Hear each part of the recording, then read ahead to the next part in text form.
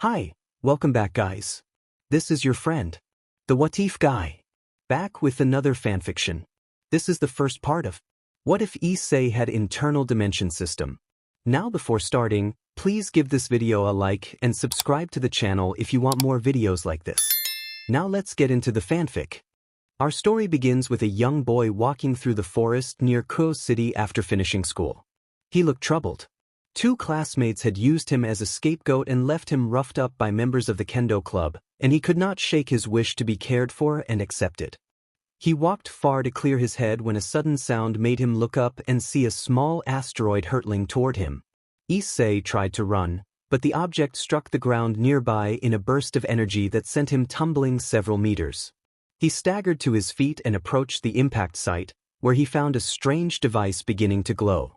When he reached toward it, the device dissolved into light that flowed into him.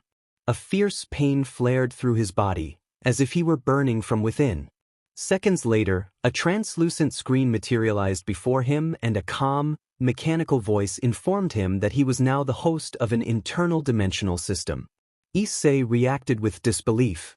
The system explained that it was a leveling mechanism that allowed travel to other dimensions to undertake missions and grow stronger. When he asked why he had been chosen, the system processed that the host was indeed weak.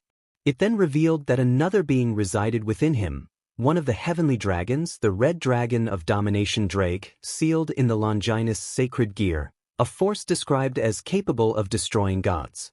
The revelation that a dragon slept inside him left Issei stunned. The system confirmed that the supernatural was real and connected to many mythologies, and it warned that now that his power was known, others would either try to recruit him or attempt to eliminate him. The warning made Issei pale. He understood he would have to be cautious. When he asked how to begin, the system reassured him that with its guidance he could become among the strongest in the universe, but it emphasized that he would not be invincible and would need to remain vigilant. The system then explained that it was self-learning and wanted to understand its host, so it asked why Hayudo Issei wanted strength and who he was as a person. Issei considered the question.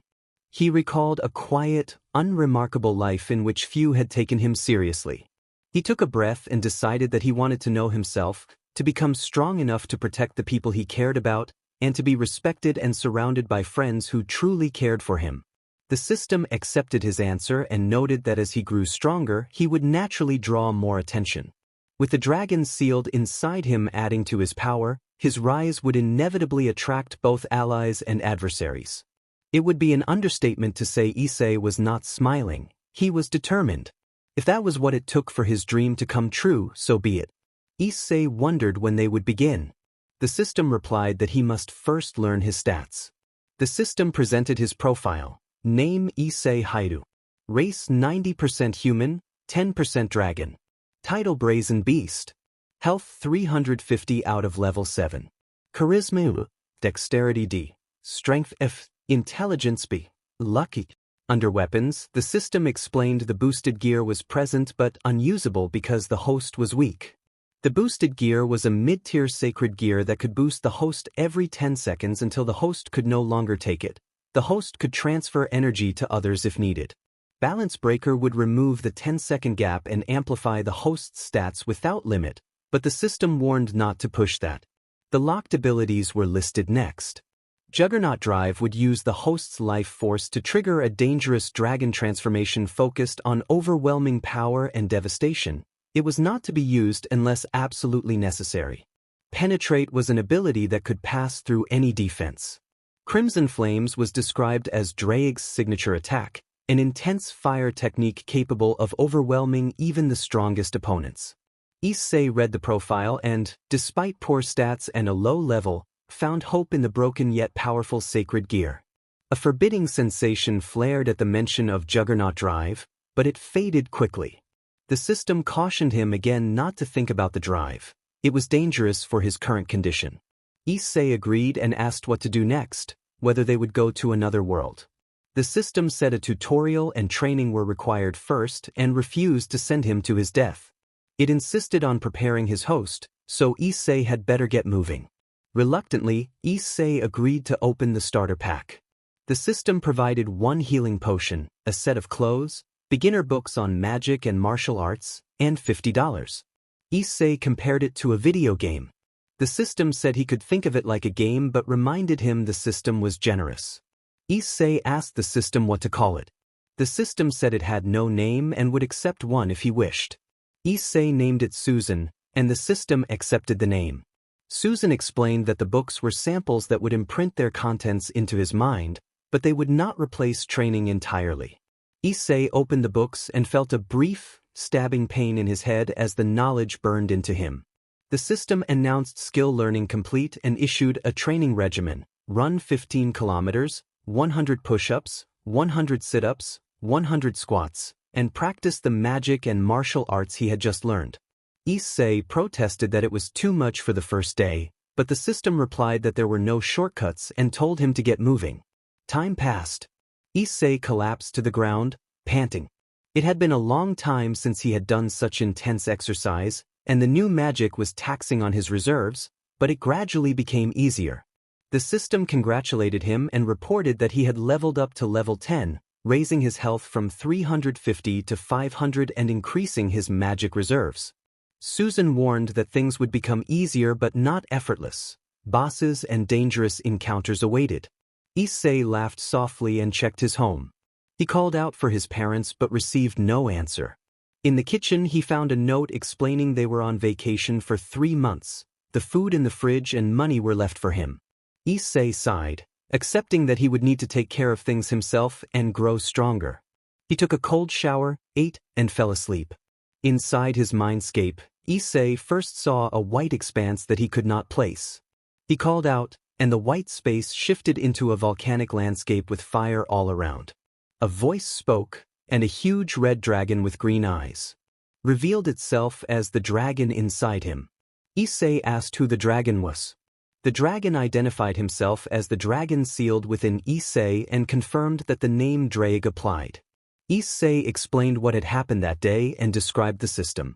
The dragon laughed at the situation and imagined the reaction the system's counterpart would have when it learned the news. Drake noted that Issei did not seem afraid, something that would unsettle many others.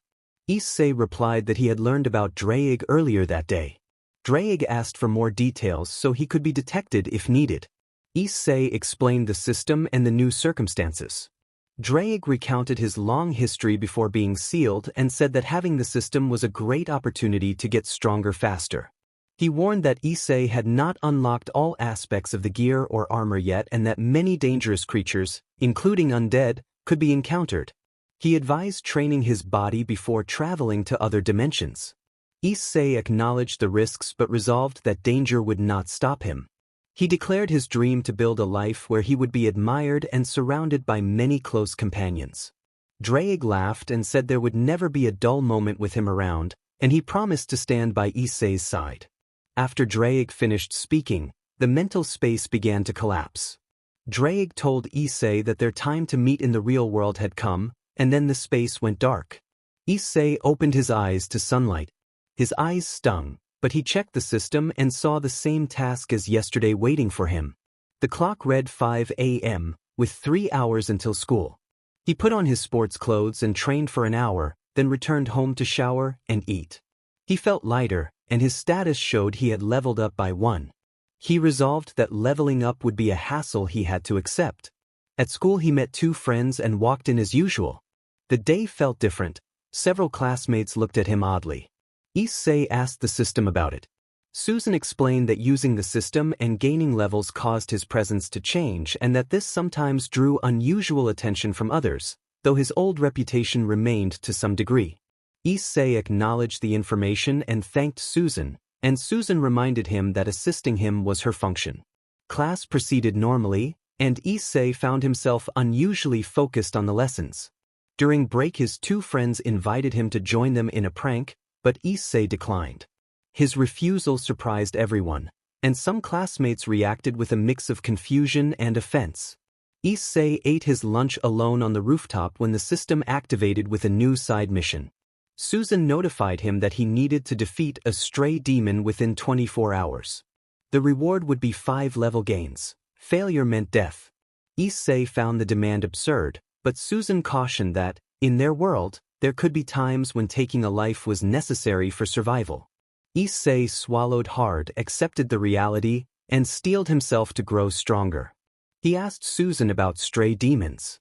Susan explained that they were often corrupted entities, once human or otherwise, that had been twisted by dark forces and abandoned by whatever had guided them. They had become dangerous and predatory.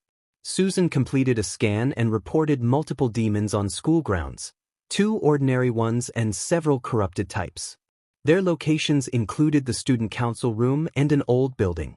Issei worried that known classmates might be involved. Susan clarified that the demons were linked to houses from the Ars Goetia, identifying affiliations with the Gremory and Citri houses. She noted a possible alias and advised caution, suggesting they not reveal this information openly yet. Issei thanked Susan and decided to address the side mission first. After school, Issei went to the location the system indicated, an abandoned warehouse. Inside, a foul stench and a heavy, watchful presence made him uneasy. He dodged an incoming tendril and turned to face a corrupted, humanoid creature with a mouth full of sharp teeth. The system displayed the creature's information: name, visor, level, 16, skills, dark magic, manipulation, race, stray demon, corrupted. Issei grimaced at the sight of the monster and raised his guard. The woman spoke in a flirtatious tone, but Issei saw hunger in her eyes. He made it clear that he was not interested. Issei dodged many of her attacks, though a few grazed his clothing. Susan calculated his parameters and instructed him on tactics. When he closed the distance, Issei struck the woman squarely in the face. The woman vowed that he would pay for that. She clutched her chest and unleashed a corrosive blast at Issei. Issei recoiled at the disgusting sight and grimaced, but when he let his guard down, the corrosive hit his arm and caused him to cry out in pain. Susan warned him to stay focused. Her passive healing began to work but was slow. Issei knew he needed to end the fight quickly. Drake urged him to use his power. Issei asked how, and Drake instructed him to activate the boosted gear. Issei activated boosted gear. A red gauntlet formed on his right arm. The first activation doubled his power and made his injured arm numb, but he was able to dodge much faster. A second activation surged through him, leaving his body aching from the extra strain while his speed and strength increased even more. He struck the woman again, leaving her wounded and enraged. After a tense 10 seconds, a third activation arrived. Drake told him that this was his current limit and that he needed to release it. When Issei asked how, Drake explained how to extend his arm and form a sphere of energy. Issei produced a small ball of energy as instructed. Drake ordered him to fire. The woman threatened to kill him, but Issei had enough. He called upon the dragon shot technique and unleashed a concentrated energy blast. The attack hit the small sphere and the woman's form vanished as the energy dispersed. The battlefield fell silent. A system reset followed. Issei collapsed to his knees, his mana depleted, his stamina drained, and his health reduced to half, but he had won. He panted heavily from exhaustion. Drake congratulated him for defeating the Steri and noted that, as promised for completing the quest and using the boosted gear, Issei's level had increased 5-fold and he had unlocked a secret reward. Dark energy from the defeated Steri flowed into Issei. He felt a strange sensation as his wounds healed and his energy was partially replenished. Susan explained that he had earned the passive ability core absorption. She clarified that after defeating enemies he could absorb their magic cores or circuits and learn their techniques, though he would still need to train to use those abilities effectively. Issei thanked Drake for his assistance. Drake replied that they were partners and that unlocking his full potential would make future battles easier. He then directed Issei's attention to a piece on the ground. Issei saw a chess piece emitting a dark aura. Susan analyzed it and reported that it was an evil ceremonial piece used to reincarnate people into demons. It could also revive the dead if they had not been gone too long. Susan offered to process it if Issei wanted to keep it. He decided to put the piece in his pocket and left the area. Back at his home, Issei took a shower to remove the lingering stench from the battle, then made dinner. His health had returned to full and his mana was replenished enough that he felt stronger. He checked his status. Name, Issei Hyudo. Race, human 90% dragon 10%. Title, Tame Beast. Level, 16. Health, 1200. Strength, Charisma, Intelligence, B. Dexterity, C. New abilities earned. Core absorption. Black magic. Mind control. Boost. Dragon shot. Transfer. Issei smiled at his steady progress. He still remembered the burning pain from the corrosive blast, but he resolved to take things one step at a time. After eating, he went to sleep. Elsewhere, in an old warehouse, a red-haired woman and her companions entered with a servant. They had been tasked with eliminating the threat, but the scene showed evidence of a fierce battle. The red-haired woman asked what had happened. Her companion noted that the ground looked like it had been shaken, and Kaneko reported that the steri appeared to be dead, with no corrupted energy nearby. Kaneko added that someone had cleaned up the tracks, and that it had looked like a bloodbath. The red-haired woman decided they should return and inform Sona. The team prepared to leave. Issei was at the park, working out as usual. People who watched him had different reactions. Some women blushed at his physique, while some men watched with envy. He remained focused on his routine. He had changed after defeating the steri. He was no longer driven only by superficial goals. His primary aim was to become stronger and prepare for when he would travel to other dimensions. While he was training, a message from Susan arrived. Susan informed him that he had been performing well lately but that a new challenge awaited. A dungeon event had started. It would be a test of power against multiple enemies and a boss. Issei agreed to participate but noted he would need a weapon. Susan told him to open his inventory. Issei checked the sword stored in his inventory. The information said it was serviceable though not very durable. It would have to do. Back at his house to change clothes, Issei noticed something odd. His body had changed significantly over the past days. He was taller and more muscular. He no longer recognized his old self. Drake observed that Issei seemed distracted. Issei explained that he was surprised by how quickly his body had changed in just a few days. Drake reminded him that such rapid growth was to be expected for someone in a game world and that Issei's ability to scale quickly made him unusually strong. Issei laughed quietly at the thought and told Drake that he could not complain. After preparing, Issei told Drake that he was ready to enter the dungeon. Drake warned him to remember his support, and Issei promised to keep him in mind. Time passed. Issei stood in front of an old train station with a key Susan had given him. A lock appeared on a nearby doorway. Using the key opened a blue portal. Issei stepped inside, walked a few meters, and the door closed behind him. He wondered aloud whether the game had truly begun, and Susan confirmed that it had. The station looked abandoned and aged. Suddenly something lunged, and Issei barely dodged in time. The enemy revealed itself. Enemy, Steel Fong Riken. Level 20. The creature had a metallic jawline that suggested a dangerous bite. Issei sprinted forward, but the creature moved with feline agility and lunged for his face. He countered with a solid punch that sent the creature reeling into a wall. The force of the blow surprised him. He felt stronger than before. The wolf-like enemy grew angrier and seemed to receive a strength buff. Issei pressed the attack, delivering a rapid series of strikes until the creature collapsed. Two more wolves emerged, enraged by their companion's fall. Issei retrieved his rusty sword from his inventory and engaged both.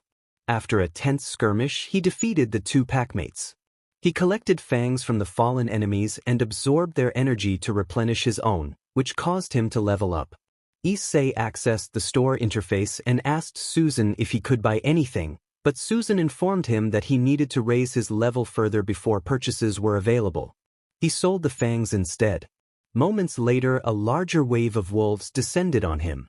Issei smiled, steeled himself, and fought through wave after wave in a fast, intense battle, earning experience and absorbing the cores of defeated enemies until the last one fell. He then checked his updated status. Name, Hayato Issei. Race, human 85% dragon 15%. Title, Wolf Slayer. Level, 35. Health, 3,200. Strength, Intelligence, I. Dexterity, B. Charisma, C. Susan notified him of the rewards he had earned for defeating the wolves: a recovery potion, a teleportation crystal, and $1,000. Issei smiled, satisfied with his progress, but he still faced the last challenge, the boss. He considered whether to use the crystal to leave or to press on. His rusty sword had been damaged in the fights and might not hold up, and though his stamina had replenished, the boss could be formidable. Drake asked whether Issei intended to face the boss or retreat. Issei resolved that he had come this far and would not run, refusing to be called a coward. Drake responded approvingly. Issei descended the long stairs toward the boss arena, noting that the station appeared even more decrepit and that water leaked down the walls. A blue scale struck him and knocked him against the wall. His sword shattered on impact.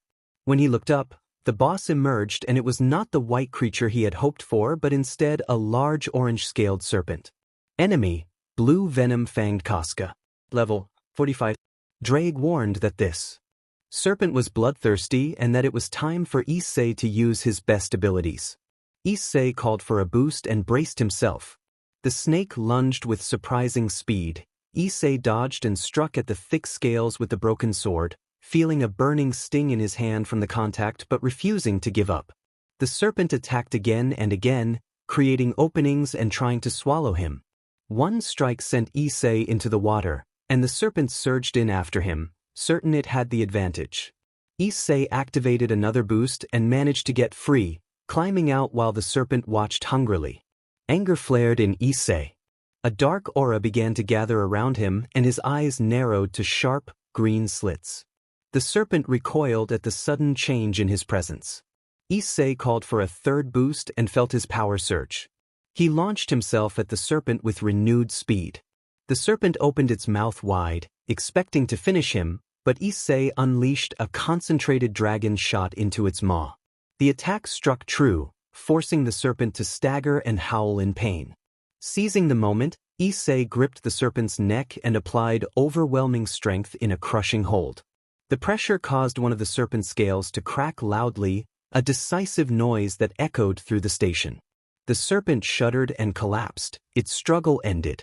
Issei stood breathing heavily, victorious. The immediate danger had passed, and he took a moment to steady himself before considering what lay ahead. The snake lay motionless on the ground, clearly defeated. Issei stood over it, breathing hard with a victorious smile. A soft blue energy flowed into him, restoring his strength and awarding him new abilities.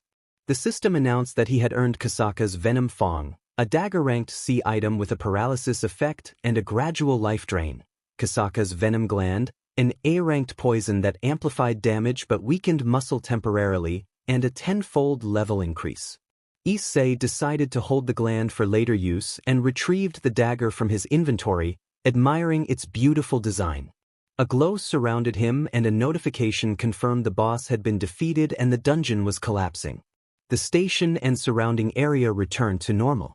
Issei stepped out, his clothes torn but his muscles noticeably larger and his strength increased.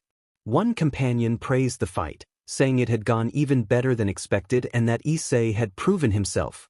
Susan also expressed concern earlier but admitted Issei had handled it. Issei thanked them, noting it had been a long day and that he needed food. He decided to pick up ready-made meals instead of cooking. At the store, Issei ordered about 20 pizzas with different toppings, drawing astonished looks from everyone. He ignored the attention, carried the pizzas home, took a relaxing bath, discarded his old clothes that no longer fit, put on pajamas, and enjoyed all the pizza while watching a movie. It was a quiet, satisfying evening, and he fell asleep afterward. The next morning, he woke to his phone alarm, washed his face, and brushed his teeth. His school uniform had become too small, so he changed into a black shirt and pants instead. At the school gate, many students stared. The girls reacted with admiration and the boys with jealousy as he walked through without paying them much mind. In class, the teacher called the roll and finally announced "Hiya" to Issei. Issei raised his hand, causing an uproar as his classmates recognized him taller, more muscular, and unexpectedly changed from the boy they remembered. A brown-haired girl with twin tails and a short-haired girl with a cherry blossom style expressed disbelief, while Matsuda, a bespectacled classmate, affirmed they had known him. Issei suggested a simple explanation of training and encouraged others to focus on class while reminding them the teacher was still present. The commotion subsided, though the class found it hard to concentrate on anything but Issei's new appearance. After recess, his two mischievous friends invited him to hang out the way they used to. They teased him about rejoining their antics, but Issei declined and walked past them. They watched him go, surprised by his distance. Issei went to the rooftop to eat in peace. He soon felt someone watching him. Susan reported that there was someone nearby but not actively hostile, and that the observations seemed to be coming from the trees below. Issei looked down and saw a girl with white hair and golden eyes. He scanned her with the system and read her profile. Name Kaneko Tuju, real name Chiron, level 28, race listed as a cat-devil hybrid, her evil piece identified as a ruck piece. The system noted she had high strength and defense but low speed, and that she avoided using her full power out of fear. Her likes included sweets, loyalty to her master, and friends in her peer group. She disliked lecherous behavior. Susan mentioned that the girl might be suspicious of them and wondered whether Issei's recent changes had alerted the Devil Master. Issei replied that as long as she did nothing, he had no reason to act, but he would respond if any devil threatened them. Susan added that dimensional travel would be opening soon and advised Issei to keep leveling up. A new, more difficult dungeon would open the next day. Issei thanked Susan for the information, and Susan responded that she was only fulfilling her purpose. The bell rang and the girl in the trees had already disappeared. Issei sighed, realizing life was becoming more eventful, and headed home to rest. As he walked over a bridge, a girl approached and stopped him, asking if he was Haida Issei. Issei analyzed her briefly. She introduced herself as Yama Amano and hesitated before asking Issei to go out with her. Issei did not react with the excitement his former self might have felt. He asked calmly why she wanted that. Yama explained she had noticed him and found him appealing and asked if he would go out with her. Issei remained reserved, considering her request. Issei did not believe her words. It made no sense that a girl would approach a stranger like that, even if she had seen him before. A report listed the woman as Yama Amano, real name Raynar, a fallen angel. Level the report described her as manipulative and dangerous, someone who used her appearance and charm to distract sacred gear users and eliminate them. Issei read it and felt anger, but he held his plan back. Yama thanked him and said she would see him on Saturday in the center of the city, then straightened herself and walked away. Issei lingered on the bridge for a few seconds and sensed someone watching him from the trees, but he ignored it and walked home thinking. Issei asked Susan if it had been Kaneko, and Susan confirmed that Kaneko Tuju had indeed been watching him. Susan warned that something felt off. Issei told Susan that their normal life seemed about to change and asked what they should do. He admitted that after they finished the dungeon the next day and after the scheduled outing, he thought it was time for dimensional travel. Susan agreed but warned that traveling between dimensions always brought surprises. Issei asked what kind of dimension they would enter. Susan explained that it was a world where the age of the gods had ended. Many gods had met their end there, some slain, though encountering them was still possible. Susan could not elaborate further. The destination could not be fully revealed until they were transported. Issei consulted Drake for his opinion. Drake said that meeting historical or legendary figures, people like King Arthur or Hercules, was possible and that such encounters could be both an opportunity and a danger. They might have to fight famous figures and could gain rewards from those encounters. Drake urged Issei to unlock the balance breaker to improve his chances of survival. He explained that the balance breaker would unlock and boost a gear's potential, narrowing the gap and providing protective reinforcement, though it would not make Issei invincible. When Issei asked about Juggernaut Drive, Drake shouted a firm warning that Issei was not ready for that power and must never attempt it for now. Issei acknowledged the warning and agreed to focus on the balance breaker as his primary objective. The next day Issei woke early, completed his daily quests, and went to school. He carried a more mature, manly tone now. People found it hard to believe he was the same Haida Issei they thought they knew. As he walked, he bumped into a girl with long black hair, purple eyes, and an impressive presence. She let out a small scream, and Issei immediately apologized and helped her to her feet.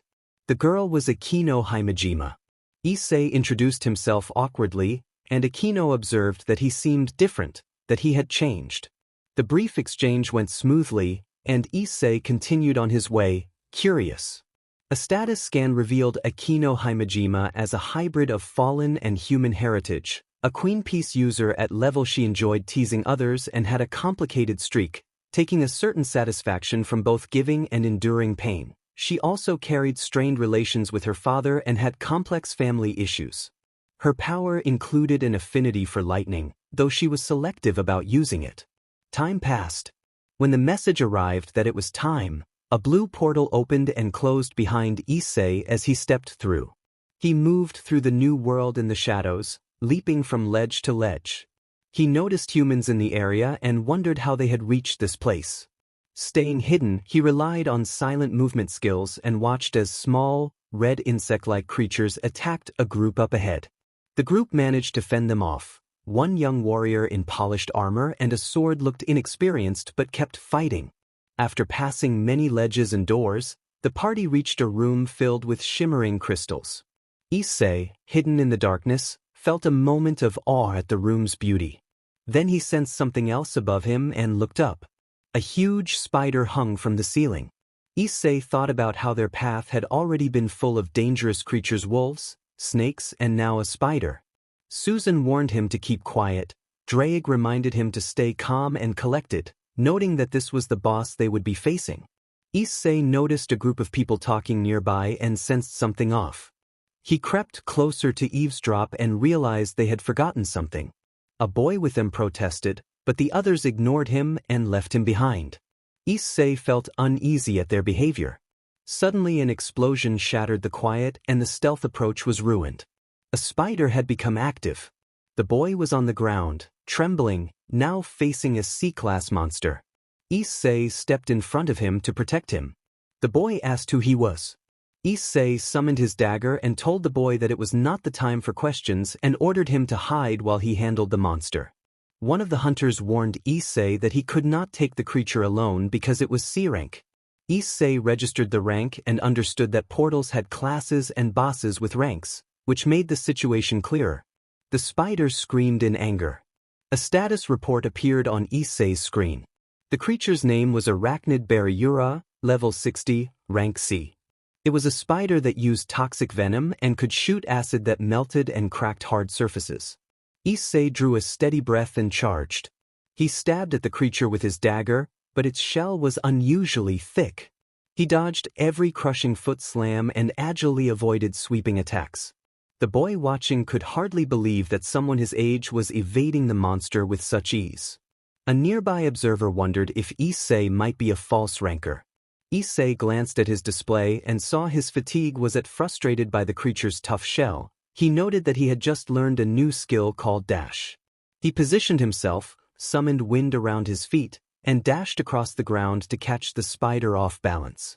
He leapt and struck at its head, but the blow failed to penetrate. The spider sprayed acid that nearly melted the floor.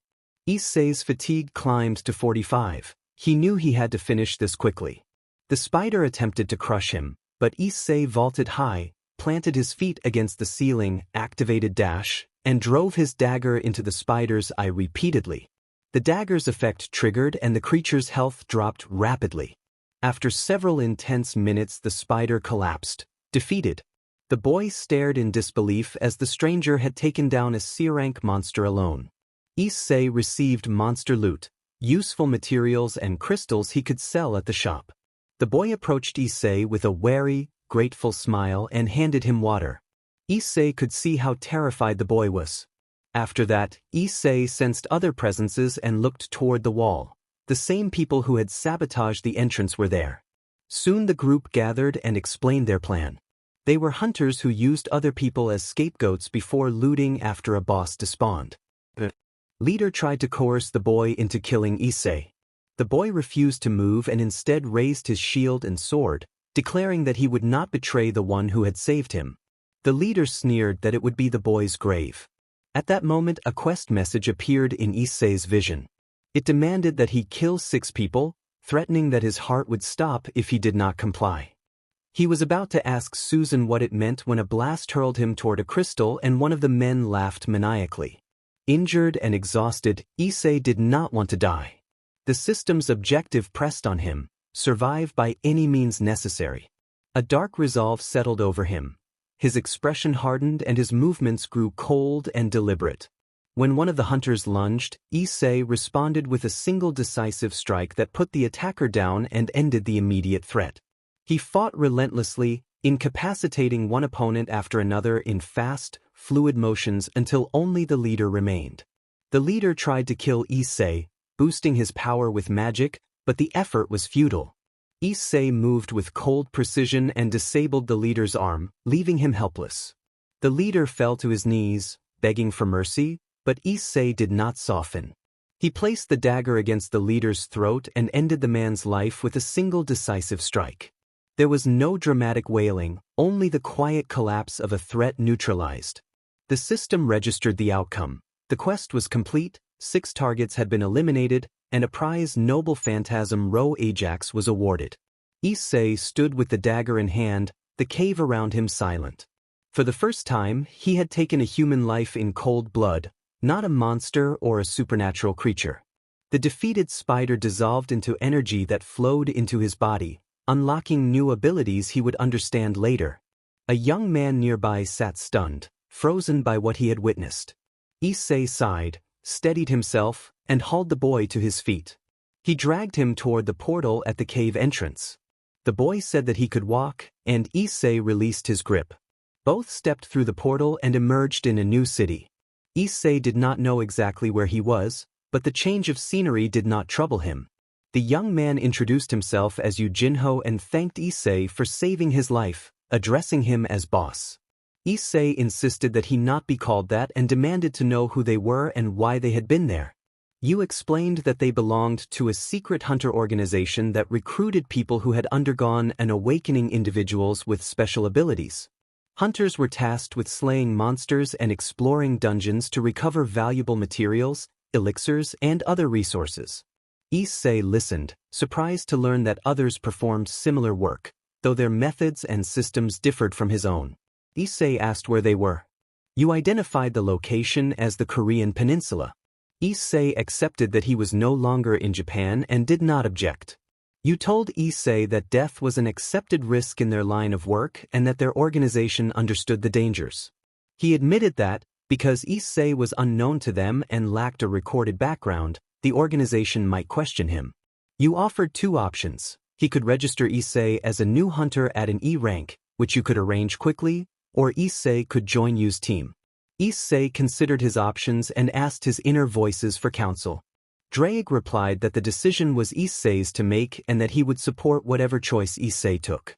Susan agreed with Drake and urged Issei to decide quickly, promising that they would face any consequences together. Issei warned them not to betray him, and his eyes glowed faintly purple in warning. Yu swallowed and grew pale at the display.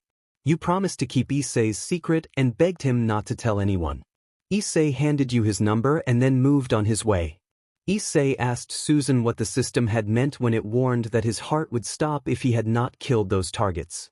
Susan replied that she was only a component of the system and could not override its penalties, though she could moderate the rewards and adjust the difficulty when possible. Issei accepted the answer and asked to be taken home. His mind was exhausted and he needed rest. Susan acknowledged the request and prepared to transport him. When Issei glowed and vanished back to his home, he entered and rested. He was exhausted more mentally than physically and checked his status. Name, Issei Haidu. Race, Human-Dragon Hybrid. Level, 62. Intelligence, I. Health, 6,000. Strength, Dexterity, B. Charisma, B. He had earned many skills in his last battle. Dash, Stealth Walk, Poison Elixir, Healing Elixir. He also had $2,000, a new set of armor, and a noble phantasm called Ro Ajax. Drake explained that Ro Ajax was a shield used in the Trojan War by the Greek warrior Ajax, with 7 layers of defense, an ultimate form of protection. Issei was stunned to have obtained a relic tied to a Greek hero. He asked Drake what he knew about Ajax. Drake explained that Ajax was a warrior descended from Zeus's line, a cousin of Achilles, who fought in the Trojan War. He had clashed repeatedly with Hector, winning and losing over time, and had earned great renown at tremendous cost. Issei reflected that knowledge of such warriors offered useful insight. He told Drake that he was going to bed because he was beat. He slept without knowing that the next dungeon he entered would feel like hell incarnate. The next day Issei completed his daily quest in the park. It had been difficult at first, but over time it became routine and required little effort. After finishing, he checked his status and saw he had gained 1 ability point. Curious, he attempted to exceed the task requirements and managed to double what had been asked, but could not do more. The secret quest completed and a choice menu appeared. Issei had the options of full recovery, ability points, or a blessed random loot box with the alternative of a cursed random loot box. He chose full recovery. A small light formed in front of him and transformed into a red key.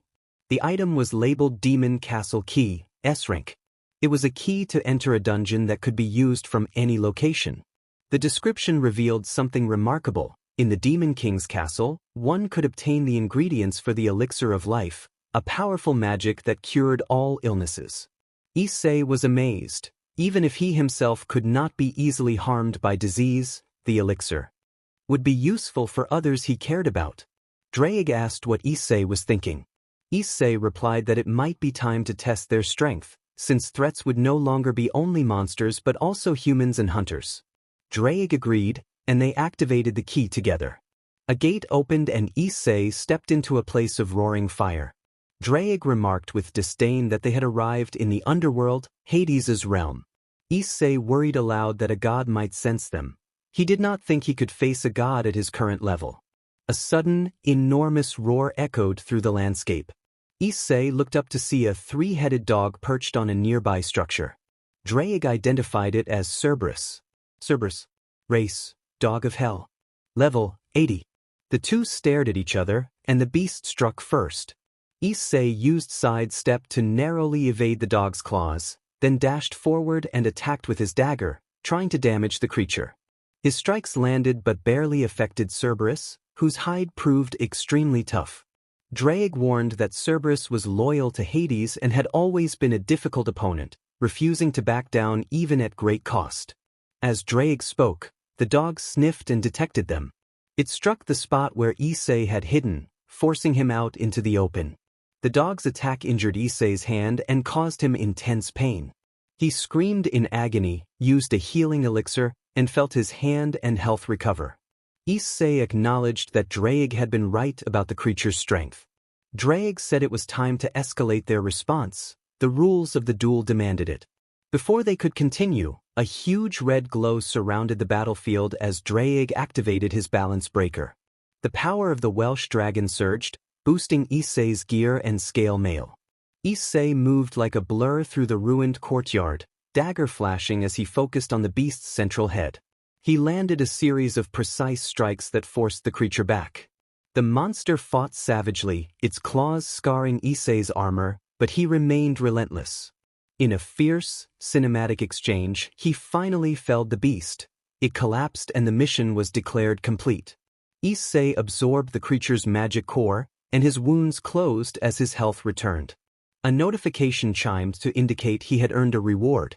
When Issei extended his hand to inspect it, the unknown reward revealed itself as an elixir of life formula that required 3 rare ingredients. Issei glanced toward a nearby building that had caught fire but shook his head. He was not ready to press further. He used his return stone and was transported back to his home. He took a long, hot bath to steady himself. Susan told him that it had been close and praised his performance, reminding him that he had not been alone. Others had helped him, including Susan herself. Issei acknowledged the praise and admitted he could still feel the aches from the beast's bite, despite its regenerative nature. Susan replied that pain was part of progress and insisted he had done an incredible job, saying he stood apart from other sacred gear users and that she was eager to see how the so-called White One would react. Issei asked when they might meet the White One. Susan explained that there was no set timetable. Their sacred gear would signal proximity by resonating when someone strong came near. For now, there were no tasks to complete, Susan added, and Issei was free for the day. He was considering his options when his phone rang. The caller ID showed an unknown number. Issei answered and found it was Jinho. Jinho asked to meet in person and sent a location, an upscale restaurant. Issei accepted. Free food was an easy incentive. At the restaurant, Issei sat at a polished table and ate a rich steak while Jinho explained his proposition. Jinho needed Issei's strength to clear several dungeons and promised monetary compensation. Issei considered the offer. Raiding a cluster of C-rank dungeons would be an efficient way to gain experience, but he was wary of drawing attention to himself. He still preferred to keep his capabilities hidden. From what he had heard, only a handful of people had reached S-rank so far. Jinho argued that he could guarantee Issei's anonymity, proposing to list him as an E-rank and to bring along C and B-rank hunters as cover so no one would suspect Issei's true strength. He emphasized the secrecy and the payoff. Issei explained that his motivation was to help his father by turning a construction site into a guild, and that money would accelerate that plan. Jinho handed Issei an envelope. Issei opened it and read the proposed reward, 30 billion. It was a substantial sum. He paused, thinking that if he remained low-level for now, he could earn more later by raising his rank, but he also recognized the practical need for funds in the present. Issei took a blank sheet of paper and began to write his conditions. Jinho watched, curious about what Issei wanted in return. Issei then presented the list he had written. Jinho read the instructions and found them easy to follow. He told Issei that he could do it and that it seemed simple. Issei affirmed that was all he wanted, and Jinho thanked him. Issei asked Jinho to stop calling him boss because it made him feel old and asked to be called Issei or Issei. Jinho replied that he hoped they could both profit from working together. He then remembered a small gift and presented Issei with a new phone. Jinho explained that, since Issei had become a hunter, a notification would pop up when someone needed help. Issei asked if the device was traceable. Jinho said most devices could be tracked, but this one was custom-made by their company and could not be traced. He said to see it as a gift. Issei did not know what to say, and Jinho told him there was no need to say anything. With the arrangement settled, Issei returned home, ate until he was full, fell into bed, and drifted into a well-deserved sleep. The next morning Issei followed his daily routine of running until a notification appeared. The message showed a location and requested a B-rank team for a dungeon. Issei considered his options. He checked his system and found no formal quest. He debated whether to go in publicly, enter stealthily, or not go at all. After weighing the choices, he decided to respond and headed to the site. Time passed and Issei found himself inside the dungeon with two other hunters. Mr. Song, a grizzled C-rank veteran in his 40s who had lost a hand in a previous expedition, and Ms. Janhee, a young healer in her early 20s. As they moved through the corridors, they heard someone screaming. They rushed toward the sound and discovered several bodies and signs that a violent attack had occurred. Some prisoners had been killed, and one of Mr. Song's comrades lay between life and death with severe wounds. Janhee attempted to heal him, but her efforts made no difference. It seemed his injuries were fatal. Issei scanned his status and determined the man was beyond help.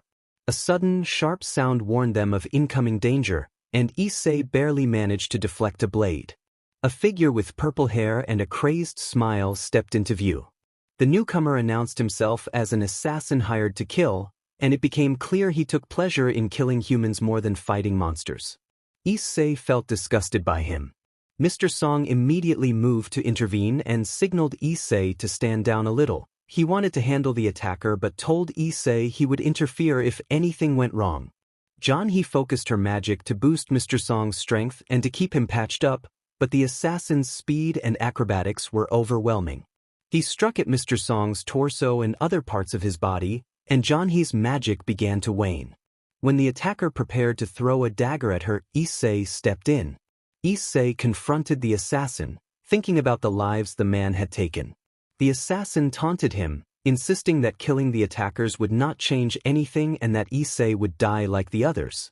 Issei concentrated and channeled a cold, resolute intent toward the attacker.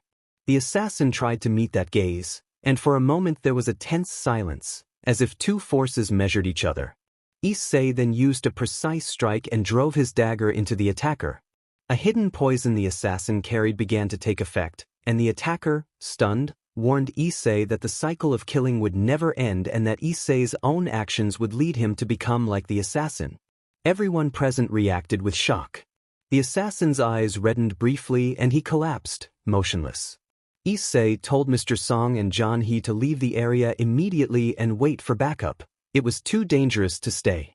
Mr. Song insisted that Issei would go on alone.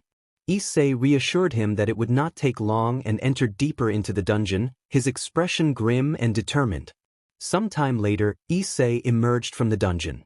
He stood with Mr. Song and John He while they answered questions from a superior about the events they had witnessed. The superior examined the group and sensed something unusual about Issei's aura. He requested their hunter verification cards. When the superior looked at Issei's card, his reaction changed to stunned recognition. He asked if Issei's name was Issei Haidu, and Issei confirmed that it was. The superior then asked if Issei's grandfather had been Juzo Haidu. Issei was surprised to learn that the man knew his grandfather's name. The superior explained that Juzo Haidu had been their top hunter before retiring and that many of them had hoped Issei might follow in his footsteps. Issei felt a mix of confusion and pressure at the revelation, unsure why this lineage mattered but aware that expectations had just shifted around him. In that moment Issei's eyes widened for the first time in his life when he realized his grandfather had been a hunter. As Issei walked home he kept thinking about the last dungeon raid and the revelation about his grandfather's status as an S-rank hunter. There were things about his bloodline and family history he did not yet understand. He sighed and pushed the thoughts aside. Tomorrow he had plans. He had a date scheduled for the next day, so he went to bed early. The next morning Issei woke at 6 and made breakfast. Pancakes, scrambled eggs, and bacon. He ate in relative peace, enjoying the rare morning without school or immediate threats. A quest notification appeared in front of his face while he still had bacon in his mouth.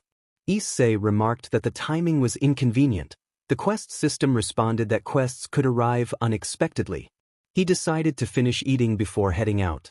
Later, Issei arrived at an abandoned house and recalled that this quest would change his class and make him stronger. He remembered similar difficult but rewarding missions from video games and braced himself. When the system asked if he was ready, he confirmed, and a purple gate opened. With a serious expression he entered.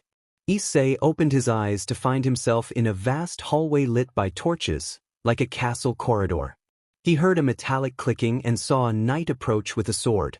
Issei prepared his dagger and struck, but the blade did not penetrate the knight's defenses. The knight countered with a powerful blow. Issei dodged and tried again, but his dagger failed to pierce the armor. Realizing his blades were ineffective, Issei made his dagger vanish and switched to his fists. His strikes began to take effect. He seized the soldier from behind and unleashed a decisive attack that sent the knight crumpling to the floor, defeated. The action was brutal but non-graphic.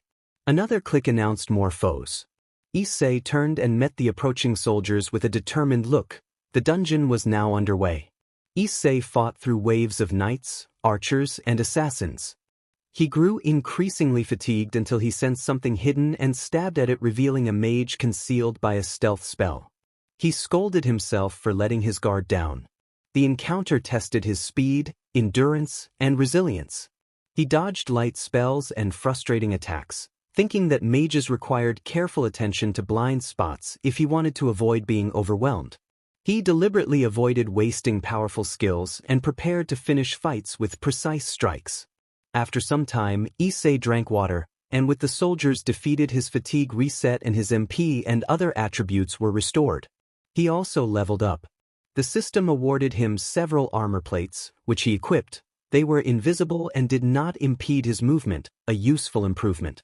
He stood before a huge door and felt an ominous presence. His companion asked whether they were backing down. Issei's companion admitted to simply taking a moment to consider the next move and praised him, saying that fighting varied enemies required unpredictable tactics and that Issei had adapted well. Issei acknowledged that the experience had been different and refreshing. Fighting mindless creatures had been simpler, but the challenge ahead would be more demanding and rewarding. He opened the door.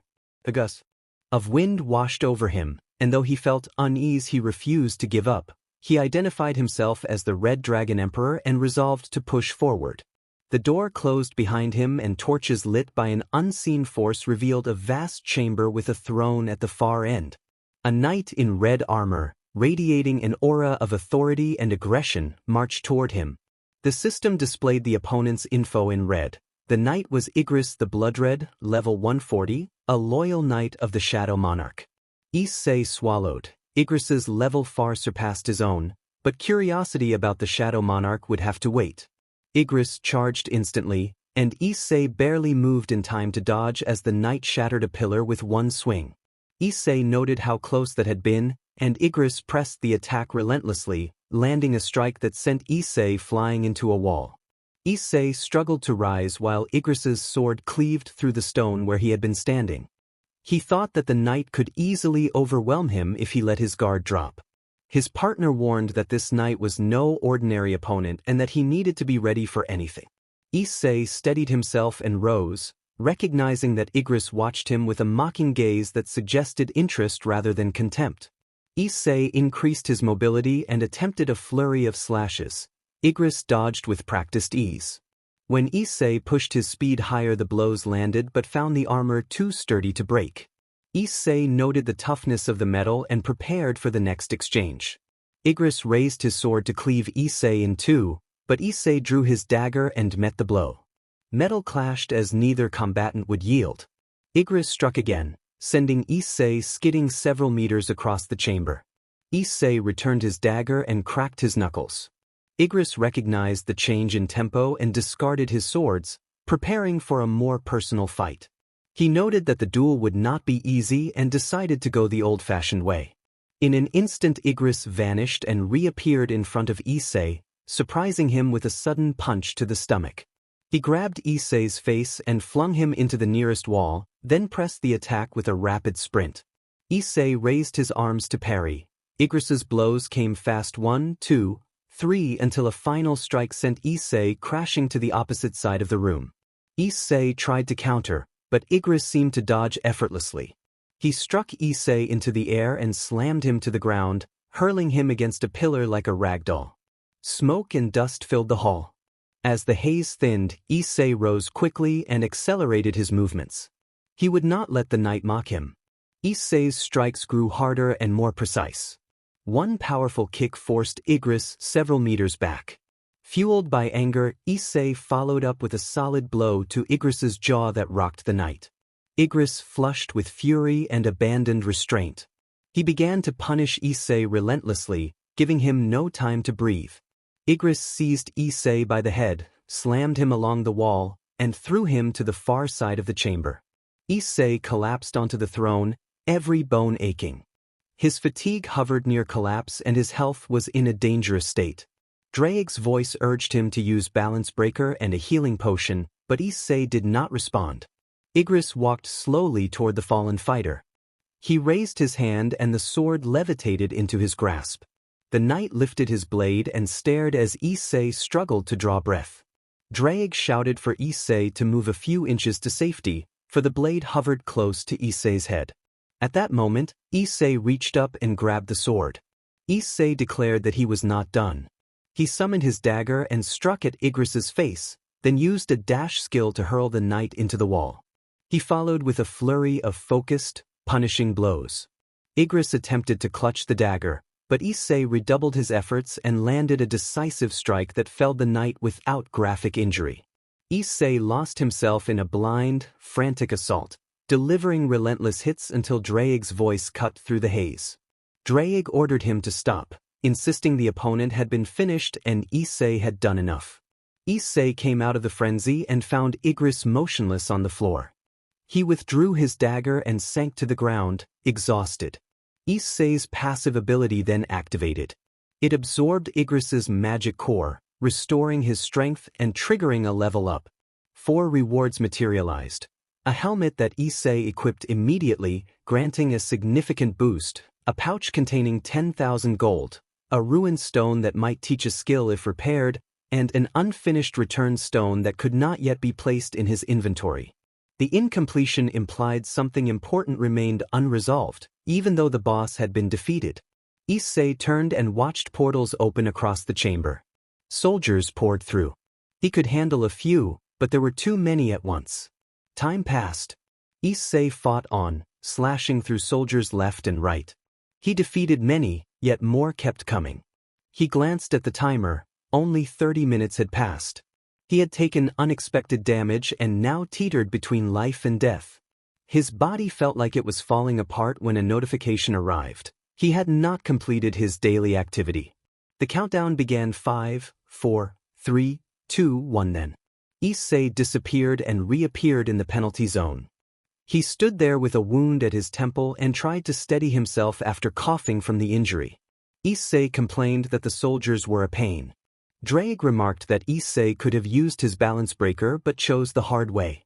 Issei explained that he wanted to fight without relying too much on Drake's power and admitted that Igris had been extremely difficult to beat. Drake agreed, noting that he had never seen a knight so fast and powerful and that the knight might even give Belzerd a run for his money. Issei asked about Belzerd. Drake recalled that his old host had been powerful, having defeated 2 white dragon emperors in his time. Issei expressed surprise that he had not encountered even one like that yet and felt he was still behind. Drake encouraged him, saying Issei was doing well and might surpass them soon. Susan warned Issei to be careful, reminding him he had come close to dying several times. Issei apologized and thanked Susan for her help. Susan replied that he was welcome. Issei then opened the shop menu and bought 3 potions to reduce his fatigue to 0. He attempted to use a healing potion, but the item would not activate. Because his health was below the required threshold, the only options were to recover naturally or level up. He retrieved a ruined stone from his inventory and destroyed it. A yellow aura pulsed around him and vanished. Reading the stone's description, Issei discovered it had granted a telekinetic skill that required no MP. He felt the ground tremble as 3 worm-like creatures erupted from the earth. A notification instructed him to survive for 4 hours. Issei smiled, summoned his dagger, and charged at the creatures. Time passed. Issei landed on top of one of the worms and defeated them. The fight was manageable. He replenished his health and returned to full strength. He reopened the shop to browse and chose a dagger. He acquired an item called Night Killer, a Class B dagger with plus 75 attack and the Night Slayer effect, which dealt an additional 25% damage against heavily armored opponents. Issei thought the dagger was excellent and believed he could finally pierce through the enemies that had given him trouble. Drake asked if he was ready. Issei affirmed that he was ready. He cracked his neck and declared he had never felt better. Issei wrapped bandages around both hands and prepared himself as the penalty zone began to crumble. A countdown reached 0 and the system announced that he had survived the penalty zone and would return to the dungeon.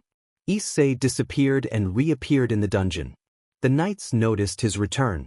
Issei raised his weapons with a serious gaze and taunted the knights as he prepared to fight. He engaged them, and his new dagger proved effective, taking them down one by one in swift, anime-style combat. After many victories, he noticed his level had not risen.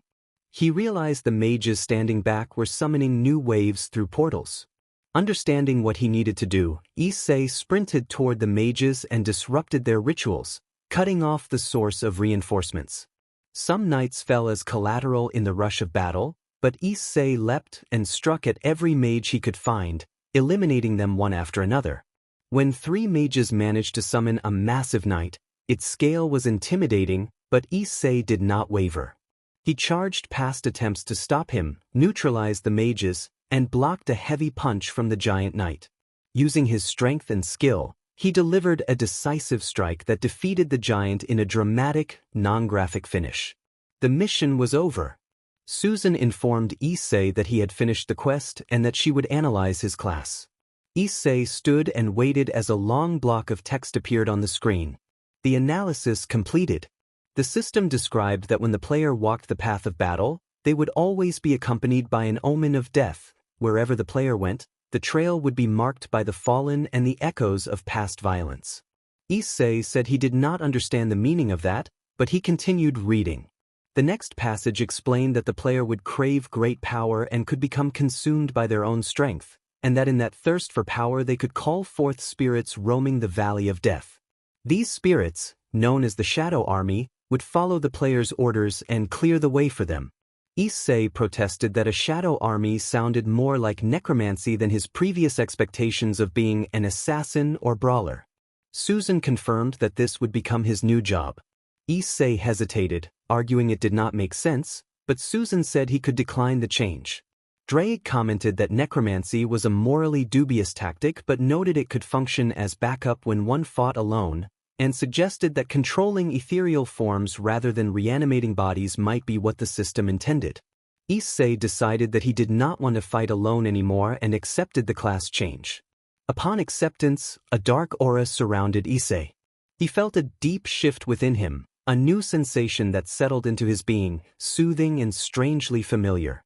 The system presented several bonus messages before settling.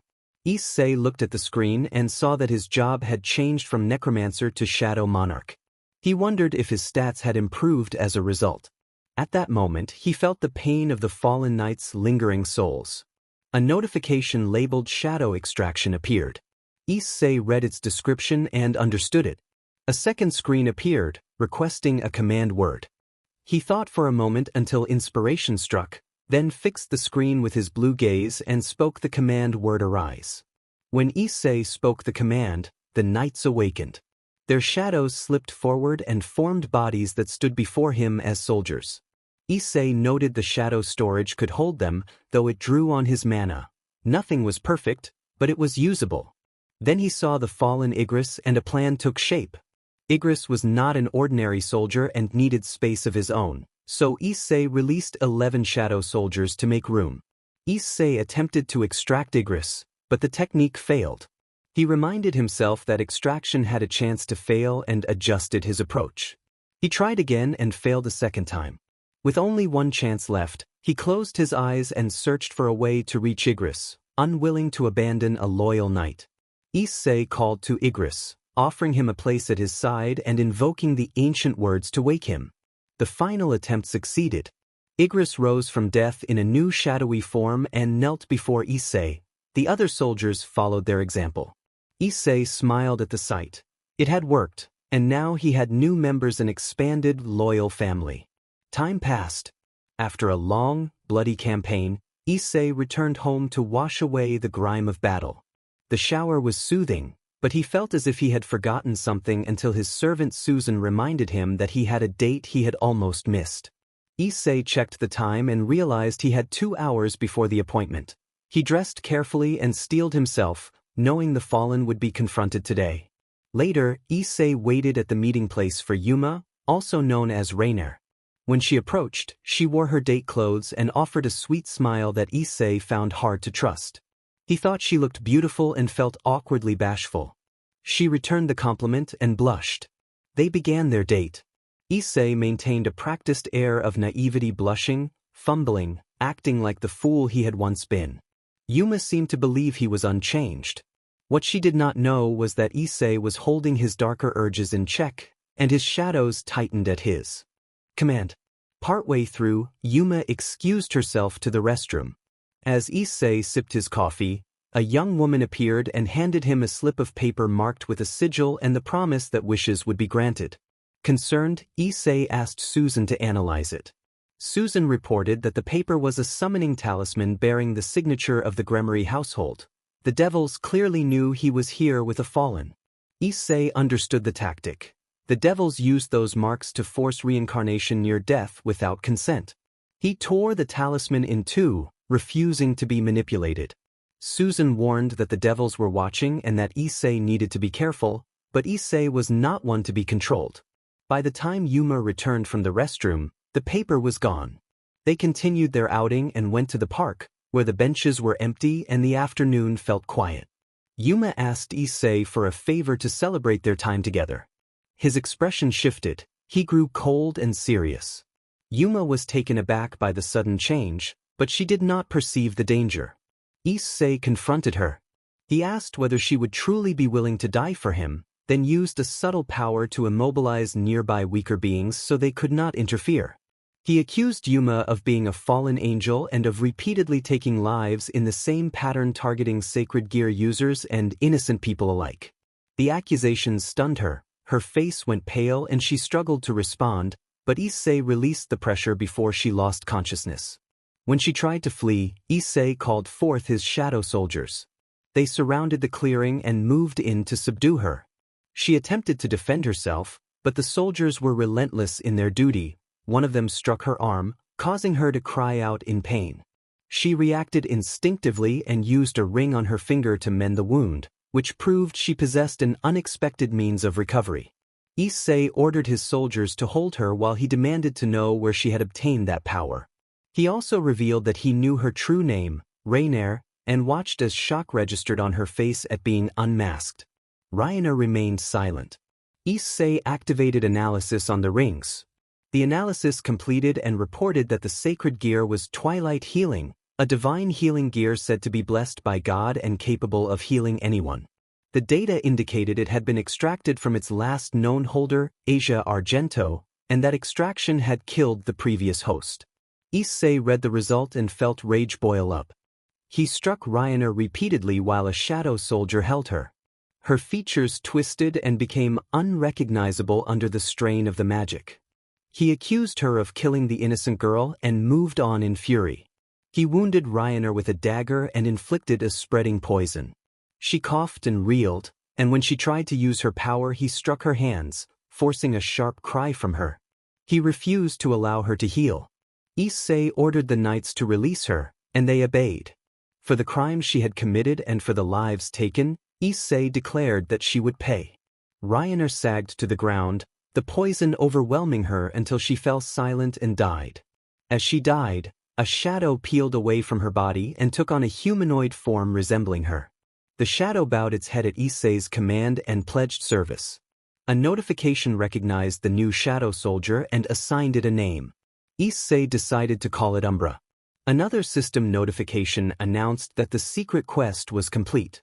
It confirmed that Issei had defeated a fallen angel and made her a shadow soldier. He had leveled up and gained new abilities and items, including the Twilight Healing Sacred Gear, Light and Holy Magic, and a 5-level increase, and had earned the nickname Fallen Slayer.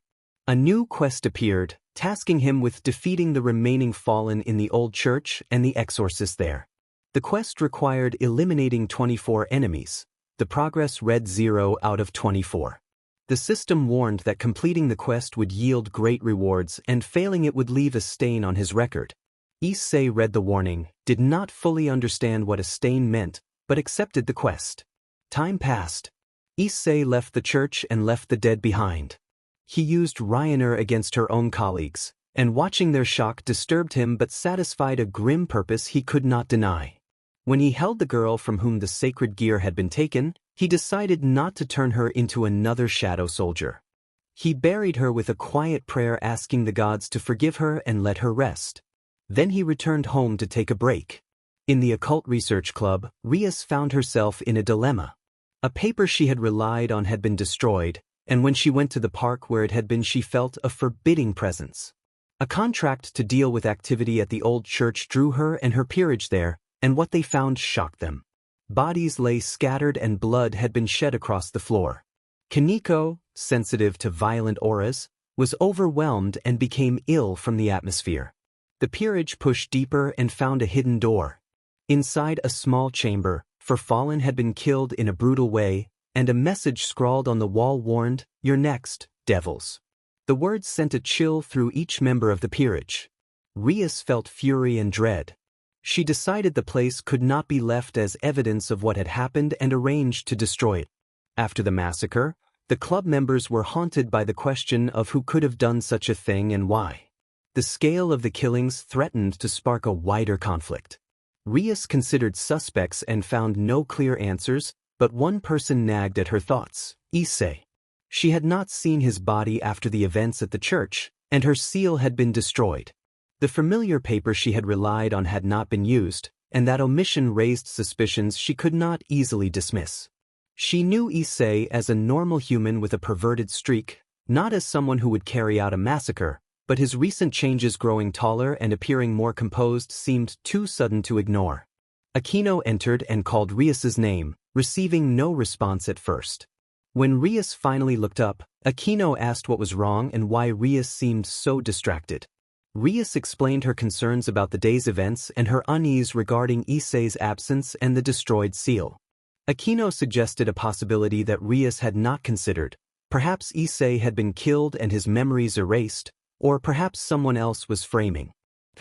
She also noted Issei's recent physical changes and wondered aloud whether a sacred gear could cause such a transformation. Rias conceded that she had never heard of a sacred gear altering a user so dramatically. Kaneko, having recovered somewhat, entered the room and Rias asked how she felt.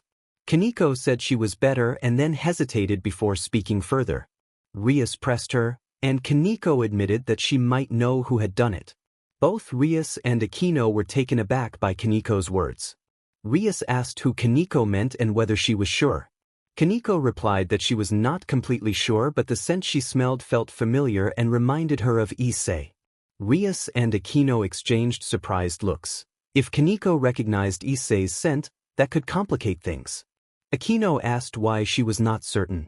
Kaneko's face flushed, and Rias and Aquino wondered what had made her blush. Rias checked Kaneko's forehead for a fever and then offered a snack, both concerned that something might be wrong. Kaneko reassured them that she was fine. Rias noted that Kaneko had always hated perverts and often reacted strongly to them, and she found it odd that Kaneko now associated the scent with Issei. Kaneko thought about her feelings and realized she did not know whether she still disliked him. She remembered past incidents but also noticed that he had changed and grown more distant recently. She admitted she was unsure. Rias and Aquino exchanged another look, deciding the matter could wait. Kaneko said she was thinking of confirming it the next day and might send Yumi to fetch Issei. Her fists tightened for a moment before she relaxed. Whether the feeling was anger or jealousy was unclear. Meanwhile, Issei was at home watching a TV drama while eating and drinking a diet soda.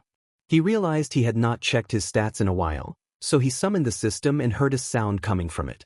The system displayed an update message announcing new features and the added functions for his account. The system showed Issei Hayuru's stats. Name, Issei Hayaru. Race, Human Dragon Hybrid. Level, 110 Level 2. Health, 8,000.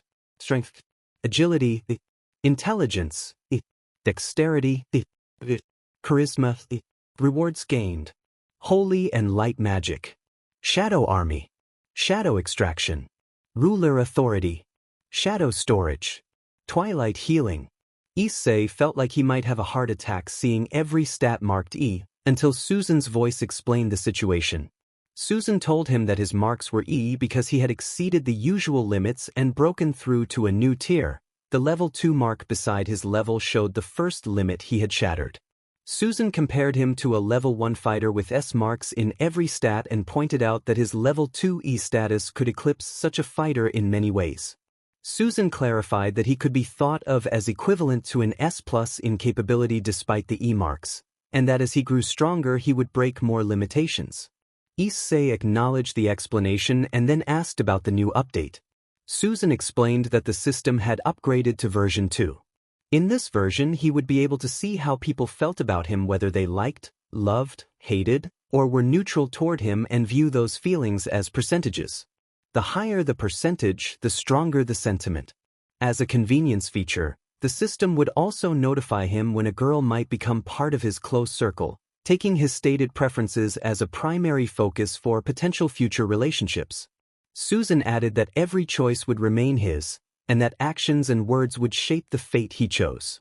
Issei was initially surprised by the mention of future partners but was not upset. He remained interested in finding someone he could love who would love him in return. When he asked when their first dimensional jump would begin, Susan replied that it would start tomorrow at 7 p.m. and emphasized that he must stay alert and never let his guard down. Susan went silent after that. Dreig offered his perspective, congratulating Issei but urging caution and suggesting they heed Susan's words carefully. He noted that the new level and the Shadow Army could be valuable in their upcoming adventures. Issei decided to sleep, finishing his drink, turning off the TV, and sleeping soundly. The next day Issei followed his usual routine and went to school, trying not to repeat past mistakes. He felt something odd, as if someone were watching from a distance, but saw nothing and shrugged it off. During a long, boring lesson, the bell finally rang and class dismissed. A girl entered the classroom and the students reacted with excitement. Issei recognized her as Yumi, one of the beautiful girls at school. He checked her profile through the system. Yumi Kiba, age 17, level 32, ex-human now reborn as a devil, possessor of the sacred gear, sword birth, that could form any sword. She had been a failed experiment of the Holy Sword Project. Yumi approached Issei and informed him that the club president wanted to speak with him. Issei narrowed his eyes, wondering whether the devil had noticed him already. When he asked why, Yumi said it was just a short talk. Issei agreed to follow and teased her lightly, which made Yumi blush. She shrugged and led the way. Classmates watched them go, but Issei ignored the attention. In the occult research club room, the atmosphere was active. The members were present and preparing for their meeting. Kaneko sat quietly snacking, and Akino was nearby. Rias had arrived a bit late and looked refreshed in casual attire. Issei took a seat while inspecting the chair for any anomalies. None appeared. Akino offered tea, and Issei sipped it, finding it pleasant and free of anything unusual. Rias asked about his date the previous day. Issei responded in as flat a tone as he could manage that the date had been fine but had not worked out. They had parted ways simply. Rias tried to judge whether he was lying, but she could not read any change in his expression. Issei's patience shortened as he grew uncomfortable with the probing questions. He accused Rias of searching for something from him and questioned what one of the most respected seniors could possibly want from him. The room grew cold as the conversation wandered off course. Rias insisted that it was not like that. She told him to explain because she had things to do. Then she asked Issei if he believed in the supernatural. Issei heard it. His eyes turned blue and everyone in the room felt the atmosphere shift. Issei replied in a flat, lifeless tone that if he were what she guessed, it would change nothing. He told them he knew the story had not gone the way they said and that he knew they had killed the fallen angels. A long silence followed. Issei sat without moving, staring at all of them. A hidden force seemed to make the others drop to their knees. They struggled for breath as Issei rose and regarded them with cold, emotionless eyes. Issei demanded to know whether they would ambush him because of it, or whether they thought their actions would not reach their brother. He said the word Gremory, and Rias flushed with embarrassment and nervousness. Kaneko felt the same uneasy sensation in her stomach as before. Issei revealed that he had known about the seal and the familiar sent to deliver it, that he had played along until he deliberately broke it. He showed the snapped seal as proof. Rias stammered that she had not known. Issei accused them of knowing the fallen wanted him dead and of doing nothing to stop it, not even showing themselves. He asked whether they had meant to act as saviors for a reincarnated him. He told them bluntly that they had messed with the wrong person. His aura surged outward in a visible, intense wave that knocked the others' heads down in the force. The energy felt like a dangerous, overwhelming hunger. Issei spoke about the innocents who had died because of their choices, mentioning that an innocent girl had died simply because she had a sacred gear. The revelation stunned everyone. Ria stepped forward and Issei told her not to lie. He could tell the truth from deception. Ria said they might go to war if the truth were known. Issei asked why they would risk war when they were supposedly under a ceasefire. Rias corrected him that they were under a ceasefire but he was not, and he shot back that then they could claim an unknown had done it and avoid the consequences. Rias protested that it was not that simple, and Issei replied that it had apparently been simple enough for them to let him die but not simple enough to try to prevent it.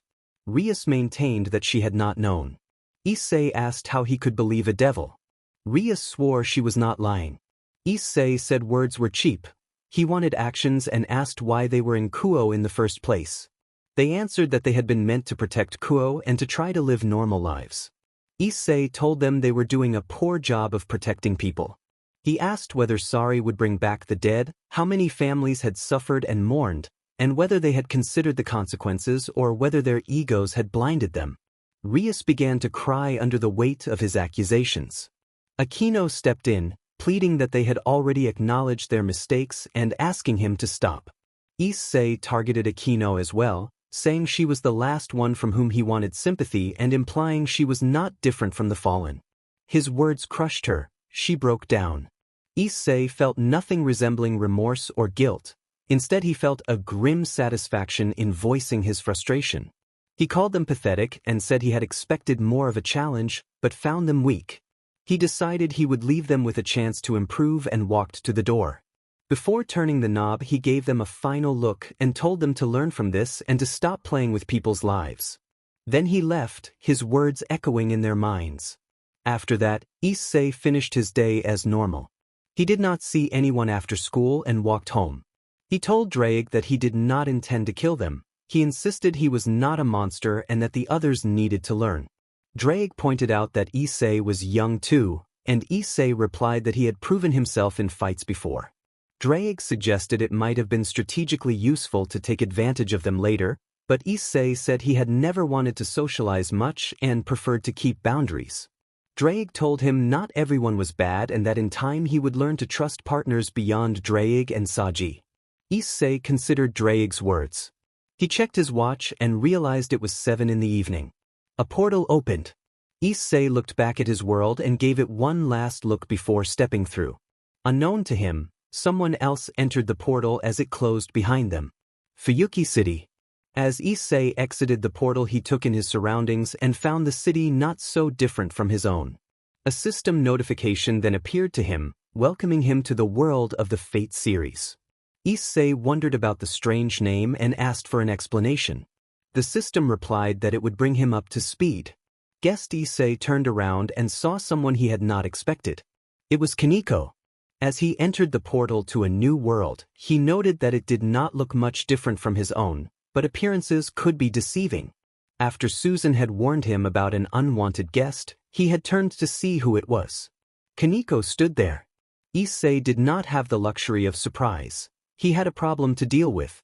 Kaneko asked where they were, noting how the environment had changed.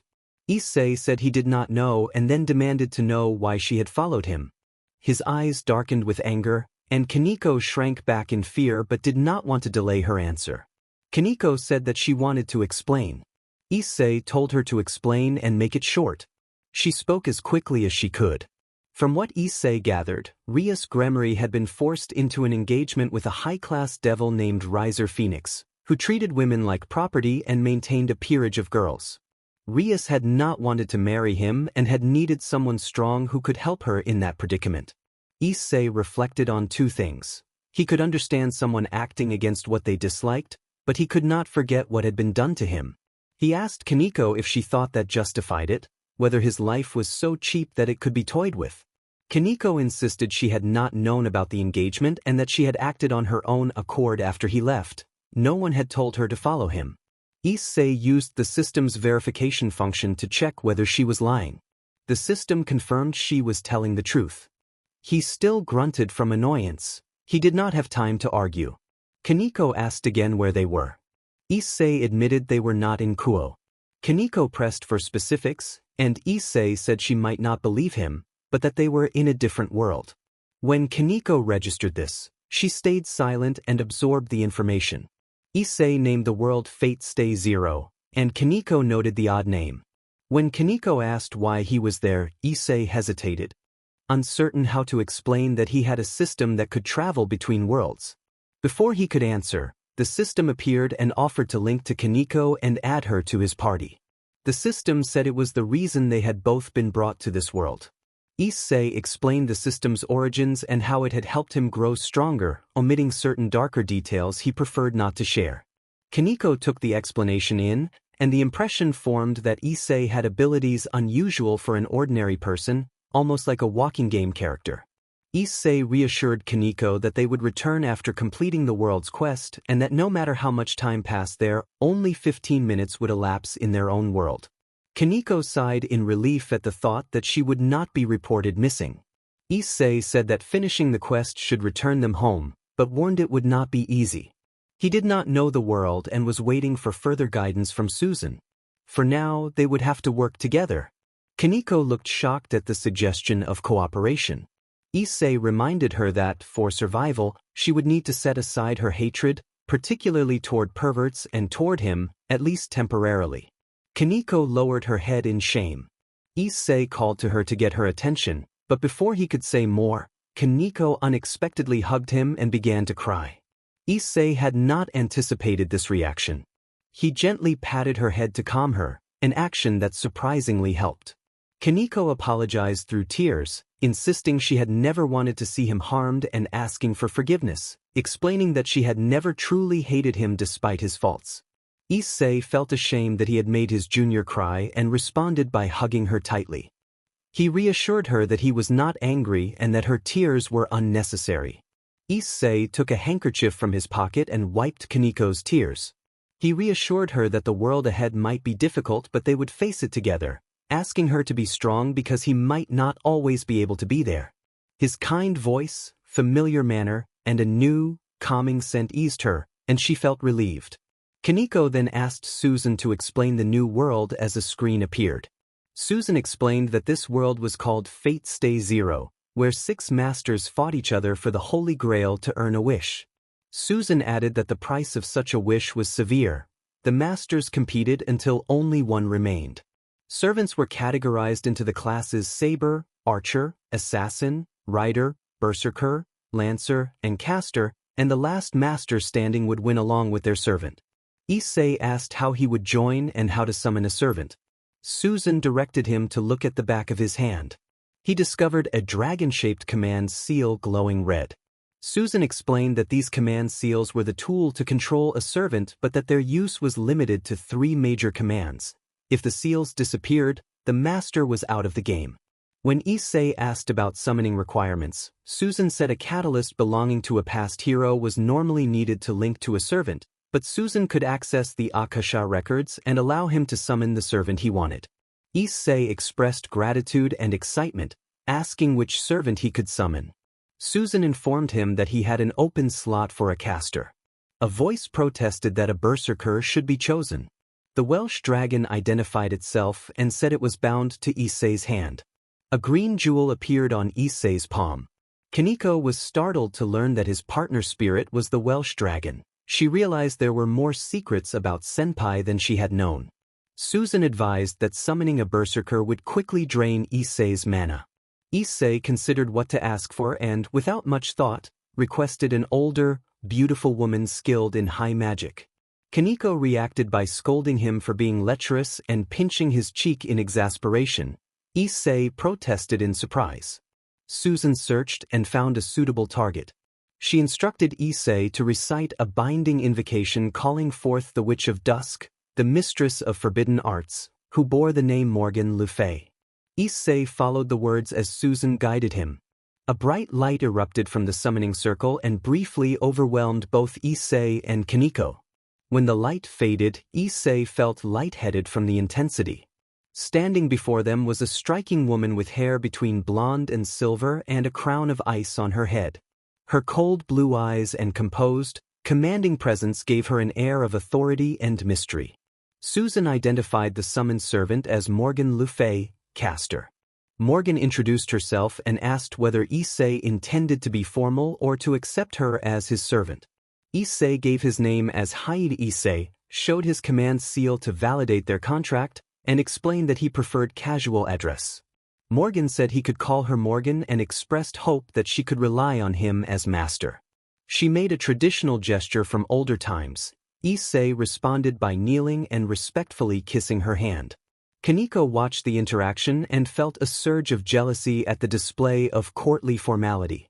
Morgan smiled with a hint of amusement and glanced briefly at Kaneko before turning her attention back to Issei, remarking that she looked forward to being surprised by him in the days to come. Morgan spoke in a warm voice that nonetheless carried intent. Morgan explained that, since the summoning was over, the master needed to know certain things, and a translucent screen appeared before them. Morgan looked amused and said this would be fun. Issei asked whether Morgan knew who their opponents would be. Susan answered that she could. Because she was connected to the root, she could learn who the other masters had summoned. Issei asked who their guests would be. Susan warned that their lives might be in danger. Issei wondered whether enemies were nearby or whether the servants themselves were dangerous. Susan said both were true in different ways and that 4 servants in particular would present urgent challenges either to be defeated, bound, or otherwise dealt with. Morgan declared that she wished to be known as the servant of her husband and wanted to know what servants they faced. Kaneko, eyes determined, said she wanted to help Issei and would not back down. Susan then shared what she could about the opponents. Kiritsugu Amiya. Susan described Kiritsugu as a well-known assassin with cold, methodical teaching and the reputation of a mage killer. Kiritsugu relied on precise firearms and tactical timing rather than long, drawn-out magic. His known tools and traits were Contender, Origin bullets, a modified pistol that fired rounds infused to disrupt magic circuits on impact. Time Alter, double-triple XL brief bursts of accelerated personal time granting superhuman speed. Assassin tactics, use of traps, explosives, and psychological strategy. Avalon, passive healing minor regenerative effects when Irisveal held it. Susan advised how to counter him in cinematic, non-graphic terms. Avoid prolonged gun duels, disrupt his timing since his time-bending techniques taxed his body, and force close-quarters combat where true melee specialists could outmatch him. Susan noted that his servant was Saber. Kirai Kodon. Susan explained that Kirai, a churchman who served as an executioner, presented an unnerving calm and a tendency toward enjoying others' suffering. He had allied with another master, Tokiomi Tosaka.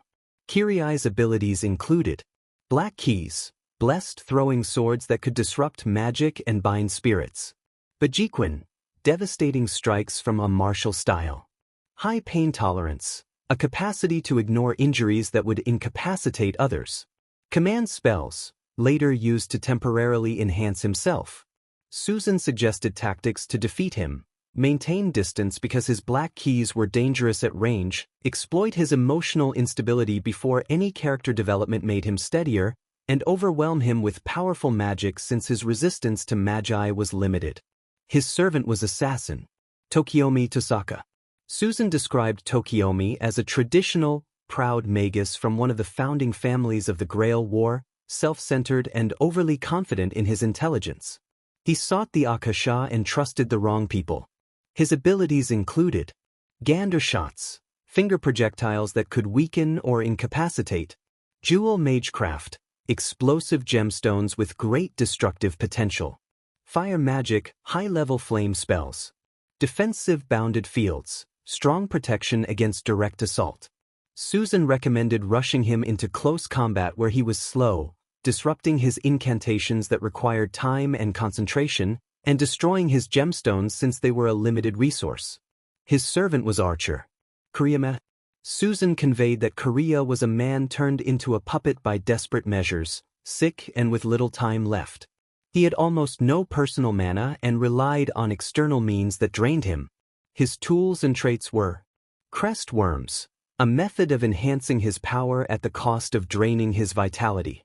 Berserker's Mad Enhancement, a boost to Berserker that seriously consumed Korea's life force. Weak Magecraft, reliant on familiars rather than true magic. Susan suggested outlasting him, targeting the connection to Berserker so that without mana the servant would fade, and exploiting his emotional instability and reckless behavior. His servant was Berserker. Waver Velvet. Susan described Waver as a relatively ordinary magus who did not excel in raw magic but possessed a brilliant tactical mind. He had joined the war to prove himself. His strengths and limits. Weak direct magecraft, minor hypnotic and reinforcement abilities. Tactical brilliance, a capacity to outthink stronger opponents. Rider's Noble Phantasm, Ionian Hitairoi powerful only with Rider present. Susan recommended eliminating Rider first to leave Waver helpless, ignoring his trickery because his magic was limited, and forcing direct physical confrontation since Waver was physically frail. His servant was Rider. Kenneth Elmeloy Archibald. Susan painted Kenneth as an arrogant clock tower magus who believed the world owed him deference and sought to prove his superiority. His tools and qualities included Volumen Hydrargyrum, shape-shifting mercury useful for defense and offense. High-level defensive magecraft, strong resistance to conventional attacks. Multiple command spells, the ability to reinforce himself or his servant. Susan advised using anti-magic attacks. Kiritsugu's origin-infused rounds could disrupt such defenses, overwhelming Volumen Hydrargyrum by attacking from multiple angles and exploiting Kainatha's arrogance, which made him underestimate opponents. His servant was Lancer. Susan concluded that this was all the information she could find for the master, listing each opponent's strengths and weaknesses for Issei to use as he pleased. Issei absorbed the flood of details. The war would be tough, but he would not be deterred from seeing it through. Yet a question still nagged at him. Issei asked what the Akasha was and why it was so sought after. Susan explained that the Akasha, also called the Swirl of Origins, was like a ledger of everything past, present, and future, and a source of the very first magic. Many magi sought it because it offered access to primal truths and raw power. Susan warned that access to the Akasha was perilous. Attempting to reach the root or fully comprehend its knowledge could overwhelm and shatter a normal mind. Its power was so great that a mere glimpse could overwhelm anyone who was unprepared. Issei felt a cold sweat run down his cheeks, stunned by how far people would go for power. Susan reminded him that, since they were discussing servants, he likely already knew some of them by now. Morgan agreed that this might be a problem for both master and servant. Susan explained that one of the servants was related to Issei's own servant. Issei's eyes widened as the pieces began to make sense. Morgan turned her face away, guilt written across her features. Susan identified the related servant as Kiritsugu Amiya's saber, Artoria Pendragon, the legendary king of knights, also known as King Arthur. Issei was surprised and struggled to process it. Kaneko felt the name tug at a familiar, unpleasant memory. Issei remarked that King Arthur had been a woman, which took both Morgan and Kaneko aback. Morgan confirmed this, and Issei asked whether she resembled her sister. Morgan blushed and Kaneko showed a flash of jealousy. Susan reassured Issei that the servant was indeed female and advised that worrying would not change anything. Issei told Morgan to be ready to meet her sister again. Morgan warned that her past with that servant had not been pleasant. Issei acknowledged the warning and promised to investigate later if something had happened. He then respected Morgan's request to move on from the subject, and Morgan allowed herself a small smile. Susan moved on to the identities of other servants. Rider was the king of conquerors, Alexander of Macedon. Assassin consisted of the Hassans. Lancer was Diarmuid. Archer was, unexpectedly, the king of heroes, Gilgamesh. Issei's eyes widened at that name. The idea of facing a figure with such a reputation left him uneasy. A voice came from a jewel in Morgan's hand and identified itself as Draig, the Welsh dragon and Issei's partner. Morgan's eyes widened at the mention of the dragon that had once blessed her sister. Draig spoke in a hostile tone and accused Morgan of events from the past that he clearly remembered. Morgan and Issei both felt the tension, and Draig warned them to be cautious, comparing a certain person to a snake that could not be trusted. Susan finished by saying that one of the servants' identities remained unknown. Issei, Morgan, and Kaneko were surprised. Susan explained that something was preventing her from identifying that servant. Issei thanked Susan for the information and agreed that they should get some rest. Susan advised that staying there was not a good idea and that they should find lodging for the night. Issei suggested they look for a hotel. He began to walk, with Kaneko following and Morgan lingering, thinking about her uncertain fate and whether she would be reunited with her sister.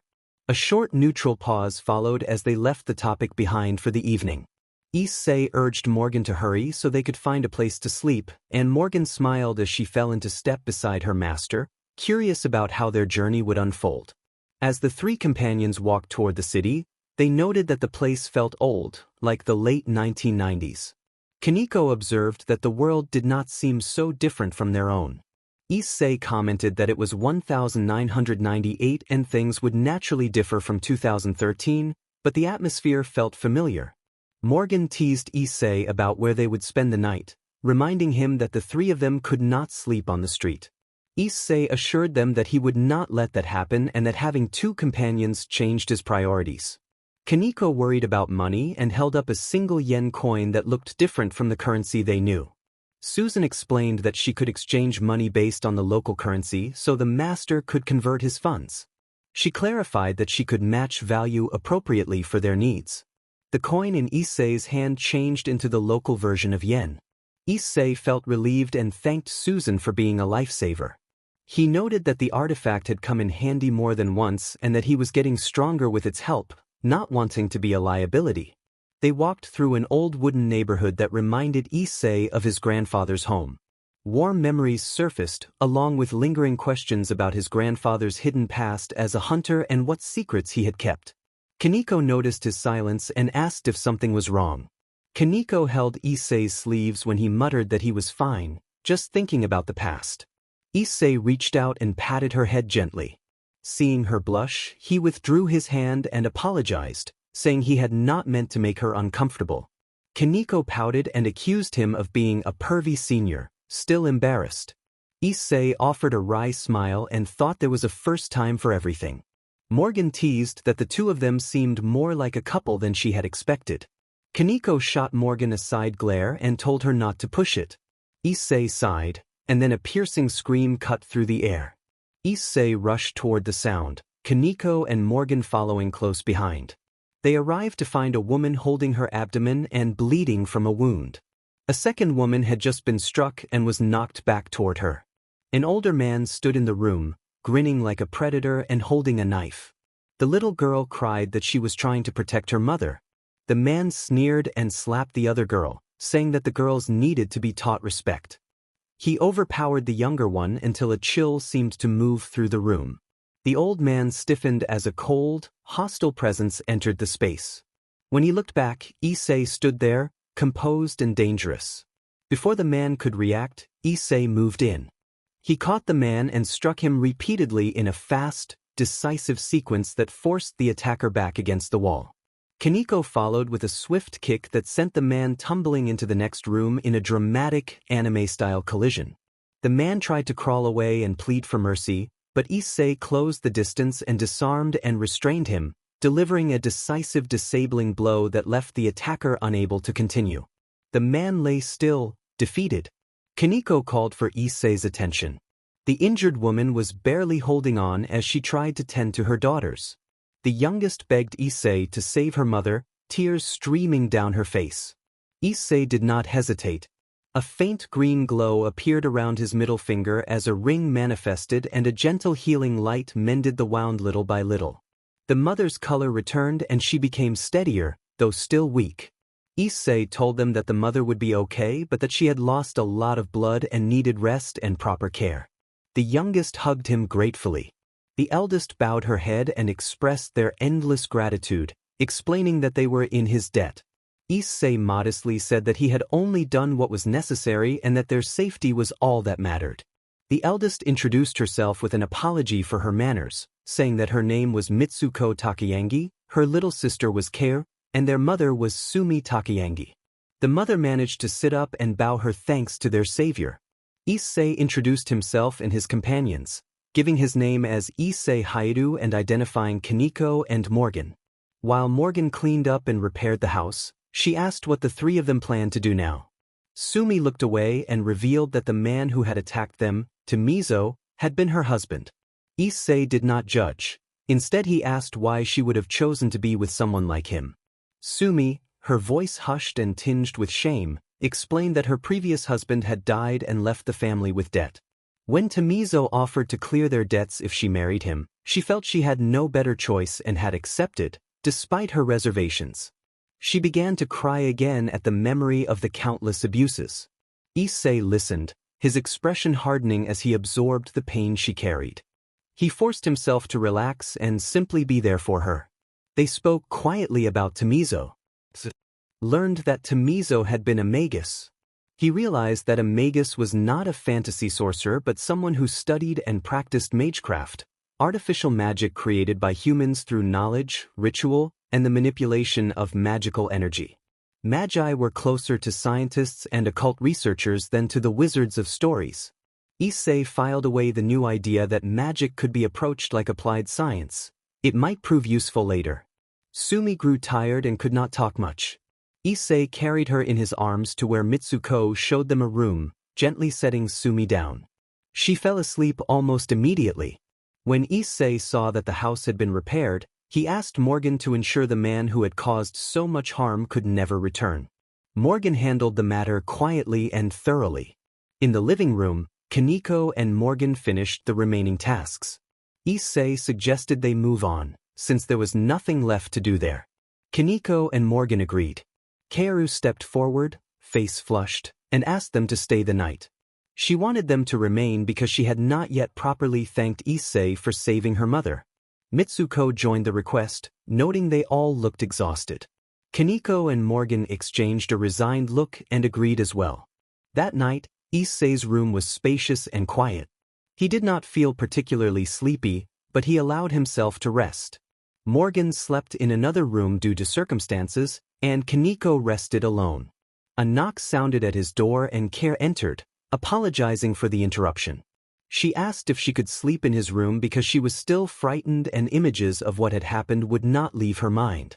Issei recognized the depth of her trauma and patted the space beside him. Kaoru accepted and lay down with her face turned toward him. Issei asked Kaoru how old she was, and she answered that she was 17. He noted that they were the same age, though she said he looked older and more mature.